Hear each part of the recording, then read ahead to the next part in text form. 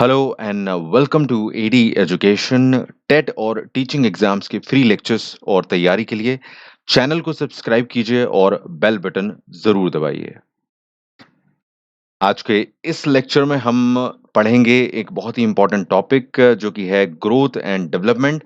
इसमें हम कॉन्सेप्ट को समझेंगे, इनके टाइप और एरिया को समझेंगे, डिफरेंसेस क्या हैं इनमें वो समझेंगे। यहाँ पर बेसिकली अवधारणा, वृद्धि और विकास में अंतर, विकास के क्षेत्र व प्रकार, ये सारी चीजें हम टोटलिटी में कवर करेंगे इस लेक्चर में। तो ये टॉपिक सभी टेट एग्जाम्स में आगे आने वाले में आपको यूजफुल होगा, चाहे वो सुपर टैट हो, यूपी टैट हो या और कोई एग्जाम, सी टैट वगैरह, सभी जब आगे आप देंगे तो ये बहुत हेल्पफुल होगा ये टॉपिक। तो आइए कवर करते हैं वृद्धि और विकास की सभी कॉन्सेप्ट्स को।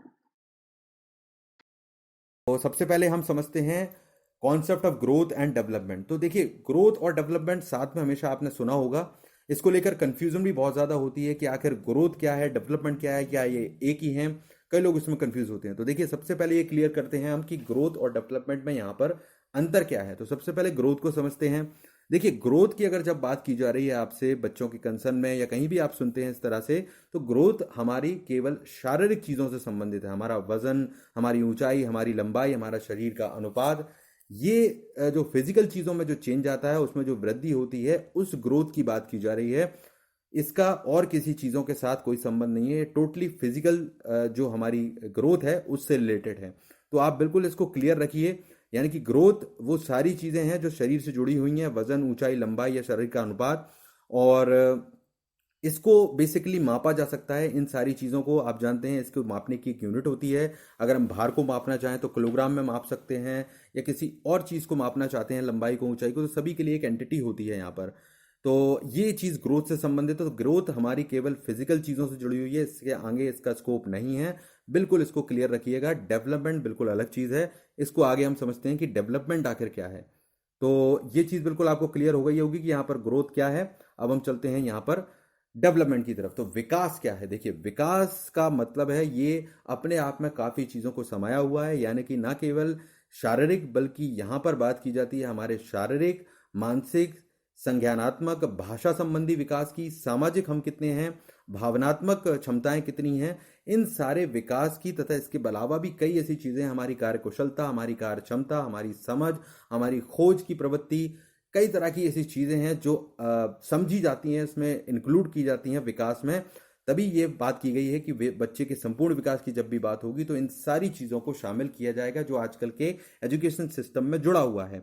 और आजकल संपूर्ण विकास को ही लिया जाता है, उसको आकलित किया जाता है, केवल लिमिटेड चीज़ों को नहीं। तो यहाँ शारीरिक, संज्ञानात्मक, भाषा, सामाजिक, भावनात्मक और हर टाइप के विकास जब एक साथ हम बात करते हैं तो वो कहलाता है डेवलपमेंट। बेसिकली वही है हमारा विकास। ग्रोथ और डेवलपमेंट में ये चीज़ बिल्कुल आपको क्लियर हो गई होगी। इसके डिफरेंसेस को हम थोड़ा समझने का प्रयास करेंगे यहाँ पर कि क्या है पॉइंट वाइज। तो चलिए इसकी तरफ चलते हैं यहाँ पर। तो देखिए, यहाँ पर डिफरेंस बताए गए हैं वृद्धि और विकास के बीच में, difference between growth and development.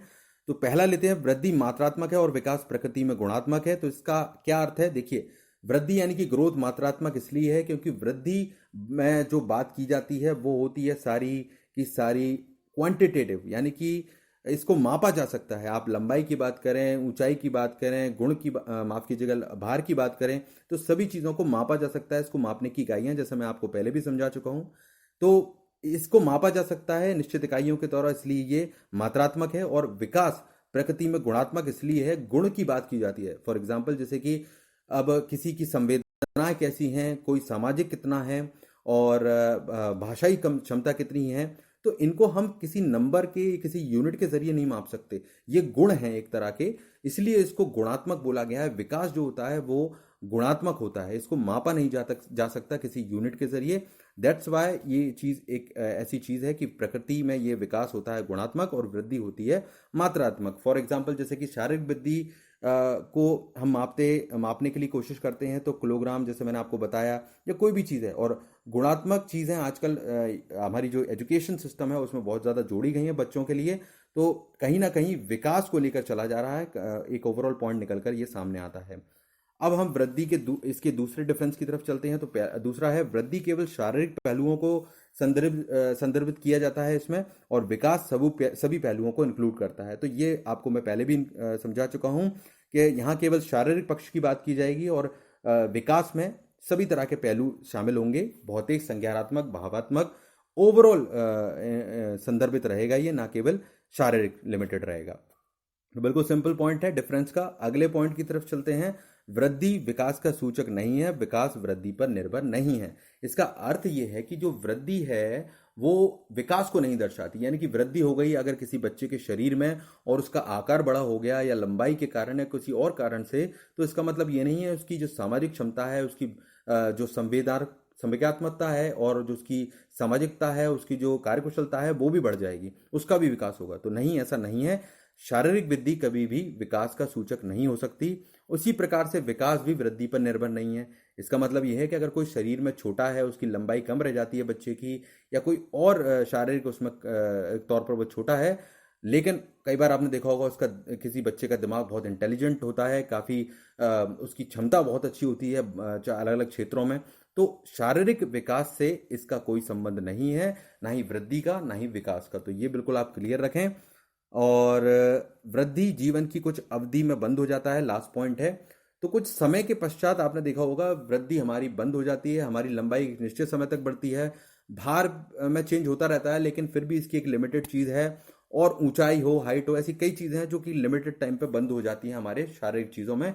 Growth की हम बात कर रहे हैं, लेकिन विकास जो है हमारा वो जीवन के अंत तक चलता रहता है। हम हमेशा कुछ बेहतर करना चाहते हैं हर क्षमता को, चाहे हमारी संज्ञानात्मक क्षमता हो, हमारी सामाजिक क्षमता हो, हर चीज़ को हम और बेहतर बनाना चाहते हैं, और ये बेहतर करने का प्रयास जीवन भर चलता रहता है बचपन से ही।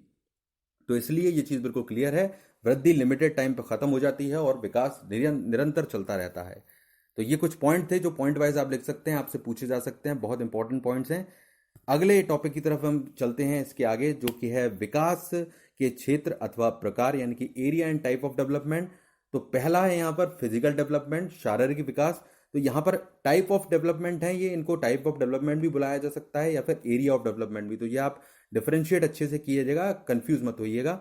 बेसिकली यहाँ कितने प्रकार के विकास होते हैं, डेवलपमेंट की बात कर रहे हैं, वो हम बात कर रहे हैं। तो फिजिकल डेवलपमेंट में अगर बच्चों के केस में लें तो उन सारी चीज़ों पर फोकस किया जाता है जिसमें बच्चा चलना, कूदना, पकड़ना, जो कि ग्रॉस मोटर स्किल्स होती हैं, जो हम आगे लेक्चर्स में कवर करेंगे आगे आने वालों में। और जो चित्रकला है, या फिर बटन लगाना, या फिर चम्मच पकड़ना, ग्रिपिंग करने जैसी टेक्निक्स होती हैं, इस तरह की फाइन मोटर स्किल्स को भी इस स्टेज पर सिखाने का और इसको बेहतर बनाने का प्रयास किया जाता है। जो स्टेज है यहाँ पर बच्चे के स्वास्थ्य और पोषण की स्थिति पर यह बहुत निर्भर करता है। तो ये भी एक इंपॉर्टेंट बात है इसमें समझना। आगे इसमें बताया गया है कॉग्निटिव डेवलपमेंट, सेकंड स्टेज, संज्ञानात्मक विकास। संज्ञानात्मक विकास का मतलब है कि बच्चे ने जो कुछ सीखा है, जो कुछ ग्रहण किया है उसके आसपास के माहौल से, या अपनी इंद्रियों का उपयोग करके, अपने सेंसेस का, देखकर, सुनकर, सूंघकर, उन क्षमताओं का उपयोग वो दोबारा किस तरह से उस चीज़ का किस तरह से कर पा रहा है। मान लीजिए उसने बॉल को पकड़ना सीखा और बॉल को पकड़ने के बाद वो समझ गया कि पकड़ा इस तरह से जाता है, तो उस क्षमता को रिकॉल करके, उसको याद करके और चीज़ों को किस तरह से वो पकड़ रहा है, ये उसकी जो क्षमता है, यानी कि पुराने ज्ञान को इस्तेमाल करने की क्षमता जो होती है, सेंसेस का इस्तेमाल करने की क्षमता को डेवलप किया जाता है कॉग्निटिव यानी कि संज्ञानात्मक विकास की अवस्था में। तो ये बिल्कुल आप क्लियर समझ गए होंगे। यहाँ पर इस पॉइंट में हमने यहाँ पर यही क्लियर किया है पूरे के पूरे कॉग्निटिव डेवलपमेंट में। आगे हम चलते हैं यहाँ पर सोशल इमोशनल डेवलपमेंट की तरफ। तो देखिए, सोशल और इमोशनल डेवलपमेंट भी हमारे लिए बहुत इंपॉर्टेंट है, आप समझ सकते हैं इसको। सोशल यानी कि सामाजिक होना, और भावनात्मक यानी कि इमोशनल होना। तो सोशल होने का मतलब ये है कि बच्चे शुरू से ही कितना घुलते मिलते हैं, कितना दोस्तों के संग खेलते हैं, अपनी बातचीत शेयर करते हैं, अपने विचार शेयर करते हैं, और इससे उनमें कई क्षमताओं का विकास होता है, जैसे कि साझा करना, किस तरह से आप चीज़ें शेयर करते हैं, सहयोग कैसे करते हैं, धैर्य आता है उनमें, उनमें बातचीत करने की कला आती है। तो ये सब डेवलपमेंट स्टेज में कवर किए जाते हैं। इमोशनल हम बात करें तो इमोशंस खुशी है, उदासी है, उत्साह है, क्रोध है, ये सारी चीज़ें जो हैं, एंगर है, हर चीज़ को यहाँ पर समझाया जाता है और बेहतर बनाने का इसमें उसको मैनेजमेंट का प्रयास किया जाता है कि वो ना केवल इनको समझें इस स्टेज को, इन सारे इमोशंस को, और बल्कि इनको कंट्रोल करना सीखें कि गुस्से को कैसे कंट्रोल किया जाए, भावनाओं को बेसिकली नियंत्रण करना और उनका प्रबंधन करने की क्षमता इस स्टेज में बच्चों को सिखाई जाती है। तो ये भी बहुत इंपॉर्टेंट स्टेज है, बच्चों के विकास की हम बात करें या ह्यूमन डेवलपमेंट की बात करें। अब यहाँ पर ये था थर्ड स्टेज। अब हम चलते हैं इसके फोर्थ स्टेज की तरफ, यानी कि नेक्स्ट प्रकार की तरफ, जो कि है लैंग्वेज डेवलपमेंट, भाषाई विकास। भाषा, देखिए भाषा को हम सभी जानते हैं कि भाषा का इस्तेमाल क्यों होता है। इसलिए होता है कि भाषा के जरिए हम यहाँ पर लिखकर, बोलकर, अपने चेहरे की अभिव्यक्ति के द्वारा, इशारों के द्वारा या किसी भी कला के द्वारा हम अपनी बात दूसरों तक पहुंचा सकें, बेसिकली कम्युनिकेट कर सकें। तो बच्चों को भी यहाँ पर एक अच्छी भाषाई क्षमता का होना बहुत ज़रूरी है, जिससे कि वो अपनी बात को रखने में, चाहे वो किसी भी तरह से हो, उसके लिए निपुण हो सकें, उसकी क्षमता उनमें आ सके, उनकी विचार, उनकी इच्छाएं, उनकी भावनाओं को व्यक्त करने में वो स्पष्टता रख पाएं। और ये, क्योंकि ये चीज़ उन्हें आगे तक जीवन में बहुत काम देती है, विचारों की स्पष्टता और उसको प्रेजेंट करना। तो ये यहाँ पर बहुत ज़्यादा महत्वपूर्ण हो जाता है। लैंग्वेज डेवलपमेंट, हम भाषाई विकास की बात करें तो हमने यहाँ पर लैंग्वेज ऑफ डेवलपमेंट समझा, सोशल इमोशनल डेवलपमेंट को समझा, कॉग्निटिव डेवलपमेंट को समझा, इसके साथ साथ में फिजिकल डेवलपमेंट को समझा। तो ये चारों जो प्रकार हैं, जो एरिया ऑफ डेवलपमेंट है, इनको आप बिल्कुल दिमाग में फिक्स इस तरह से रखिएगा ताकि इनको हम आगे चल के जब समझेंगे और एज से जोड़कर पढ़ेंगे कि किस एज ग्रुप में कब इन क्षमताओं का विकास होता है आगे आने वाले लेक्चर्स में, तो ये आपको बहुत हेल्प करने वाले हैं। ये स्टेजेस हम जो भी विकास करते हैं इस प्रकार, इन्हीं प्रकारों के अंतर्गत, इन्हीं क्षेत्र के अंतर्गत करते हैं बच्चे के केस में, और बच्चों के अलग अलग स्टेजेस पे इसको जोड़ेंगे। ये चीज़ आप समझ के रखिएगा। तो ये